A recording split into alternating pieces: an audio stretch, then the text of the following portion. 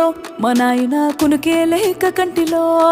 పండుకుండే గాఢ నిద్రలో మా నాయన బాయి గడ్డ మీది మట్టిలో కడుపార గన్నోడు నా కడుపులో పుడితే